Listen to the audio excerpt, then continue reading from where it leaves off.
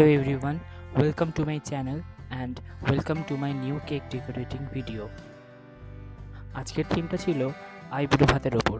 তো চলো বেশি কথা না বাড়িয়ে কেক ডেকোরেটিং শুরু করা যাক। তো ফার্স্টে আমি এখানে কেক বেসের ওপর একটু ক্রিম দিয়ে তার উপর আমার কেকের ফার্স্ট লেয়ারটা রেখে দিলাম। আর ফার্স্ট লেয়ারটা রাখার পর সেটাকে আমি ভালো করে সুগার সিরাপ আর তার সাথে আমি একটু মিল্ক অ্যাড করে যে লিকুইডটা বানিয়েছিলাম সেটা একটু স্প্রে করে দিলাম, যাতে কেকটা অনেক সময় অবধি ময়েস্ট থাকে আর কেকটা খেতে যাতে অনেক মজা হয়।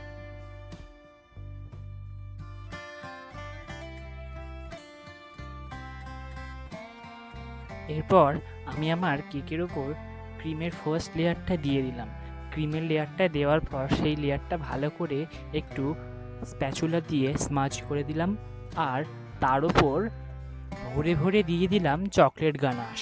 চকলেট গানাশ দেওয়ার পর আমি পুরো লেয়ারটার সাইডে রাউন্ড করে একটা বর্ডার দিয়ে দিলাম, যাতে আমার আইসিংয়েতে একটু সুবিধা হয়। ঠিক একই প্রসেসে আমি আমার কেকের বাকি লেয়ারগুলো দিলাম আর দিয়ে একইভাবে চকলেট গানাশ দিয়ে ক্রিম দিয়ে একটা ক্রাম্প কোট করে নিলাম। তো চলো দেখা হচ্ছে ক্রাম্প কোটের পর।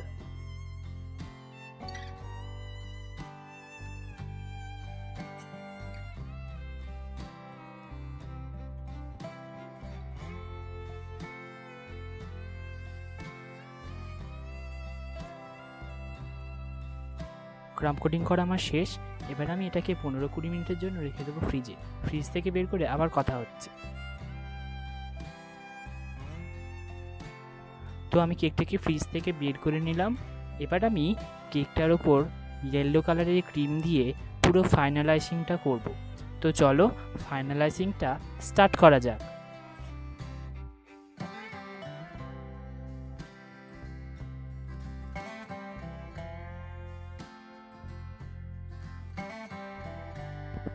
ক্রিম লাগানোর পর আমি স্ক্র্যাপার দিয়ে ভালো করে সাইডটা স্মুথ করে নিচ্ছি আর উপরের এক্সট্রা ক্রিমগুলো একটা স্প্যাচুলার সাহায্যে নিয়ে নিচ্ছি আলাদা একটা বাটিতে। তো চলো বাকি আইসিংটা কিভাবে আমি করলাম সেটা দেখা যাক।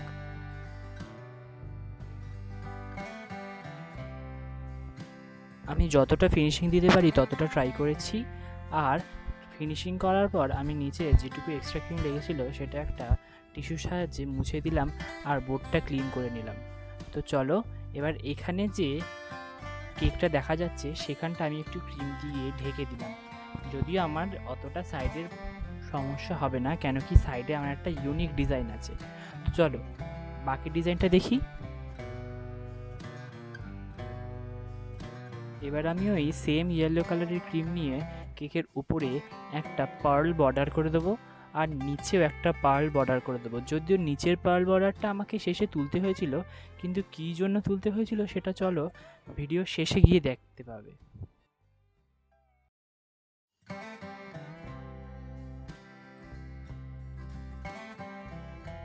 নিচের বর্ডার দেওয়া শেষ। এবার আমি কেকটাকে 15 মিনিটের জন্য ফ্রিজে ঢোকাবো। তোমরা হয়তো ভাবছো ফ্রিজ থেকে বের করার পর আমার কেকের সাইডে এরকম লাল আলপনা টাইপের ডিজাইন কী করে হলো। আসলে এটা আমারই ভুল। আমি ক্যামেরাটা অন করতে ভুলে গেছিলাম আর সেটা আমি লক্ষ্যই করিনি। আমি সাইডে একটা লাল কালারের ক্রিম দিয়ে সুন্দর করে একটা আলপনা দিয়েছি, যেমন আমাকে কাস্টমার পাঠিয়েছিল। পার্ল বর্ডারটা দিয়ে আমি ওপর থেকে আমার ফেভারিট সিলভার লাস্টার ডাস্টটা একটু স্প্রে করে দিই, যাতে আমার কেকটা একটা অদ্ভুতই শাইন চলে আসে, যেটা তোমরা হয়তো দেখতেও পাচ্ছ। এবার আমি ওপর থেকে অনেক কটা সিলভার, হোয়াইট আর গোল্ডেন সুগার বলস অ্যাড করে দিই, যাতে আমার কেকটার লুকটাই একদম চেঞ্জ হয়ে যায়। আর অবশ্য লুকটা চেঞ্জ হয়েও গেছে, তোমরা হয়তো নোটিসও করেছো। আমার কাজের ব্যস্ততার জন্য আমি ফন্ডান্টের টপারটা বানাতে পারিনি, সেই জন্য আমি একজনকে দিয়ে বানিয়েছিলাম ফন্ডান্টের আইবুড়ো ভাতের থালা আর নামের শুভেচ্ছা বার্তা। তো আমি চলো সেটা এখানে প্লেস করে দিই। তো সেটা আমি আস্তে আস্তে প্লেস করে দিলাম।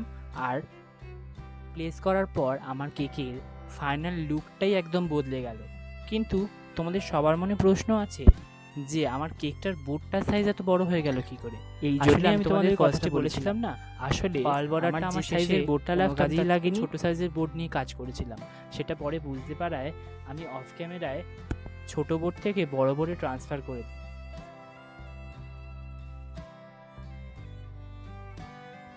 তো এবার আমি ফন্ড্যান্টের আইবুড়ো হাতে থালাটার নিচে বাটার পেপার লাগিয়ে সেটা কেকের ওপর প্রেস করে দিই, আর আমার কেকটা একদম রেডি।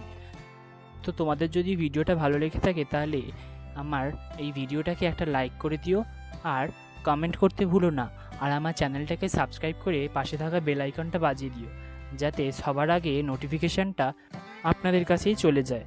তো দেখা হচ্ছে পরের কোনো ভিডিওতে, ততক্ষণের জন্য bye bye and happy baking.